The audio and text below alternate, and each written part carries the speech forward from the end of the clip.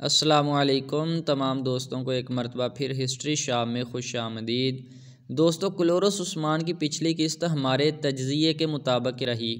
دوستو پچھلی قسط پر ہم نے تبصرہ کرتے ہوئے بتایا تھا کہ عثمان کے لیے ابھی بھی امید کی کوئی کرن نہیں اور سلجین کا اس ڈرامے سے رول ختم کر دیا جائے گا اور ترگت نکولا سے بچ نکلے گا، خواتین کو قبیلہ بدر کر دیا جائے گا اور معاملات بھی دوستو تقریباً ہماری گزشتہ ویڈیو کے مطابق ہی رہے۔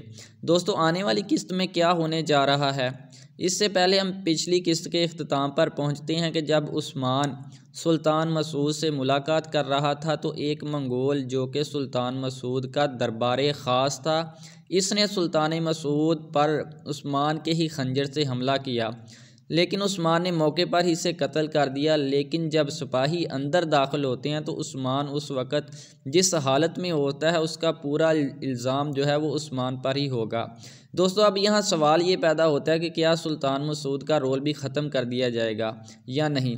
تو دوستو اس کا جواب یہ ہے کہ تاریخی اعتبار سے سلطان مسعود یہاں قتل نہیں ہوگا، بچ جائے گا، اور بعد میں جب معاملات صاف ہوں گے تو سلطان مسعود عثمان کو اپنے نام کا سکہ جاری کرنے کا کہے گا اور نئی ریاست بنانے کا کہے گا۔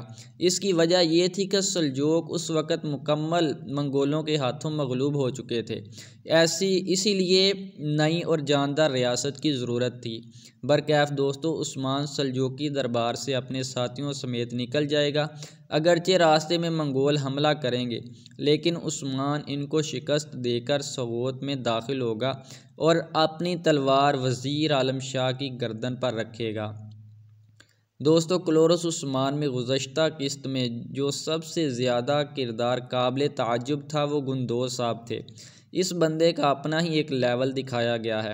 دوستو ادھر وزیر عالم شاہ ہرمانکا یا گندوز کو دینے کے لیے نکولا کو اپنے خلاف کرے گا، اگرچہ وزیر عالم شاہ طاقت میں ہے لیکن اس کے مقابلے میں نکولا اس کے ساتھ مزاحمت ضرور کرے گا اور عثمان دوستو جلد از جلد اس دلدل سے باہر آ جائے گا۔ یہ معاملات تقریباً 1 یا 2 قسط تک اسی طرح چلتے رہیں گے، اس کے بعد معاملات جو ہیں وہ تقریباً بہتری کی جانب گامزن ہوں گے۔ تو دوستو یہ تھی ہماری آج کی ویڈیو، امید ہے آپ کو یہ ویڈیو پسند آئی ہوگی۔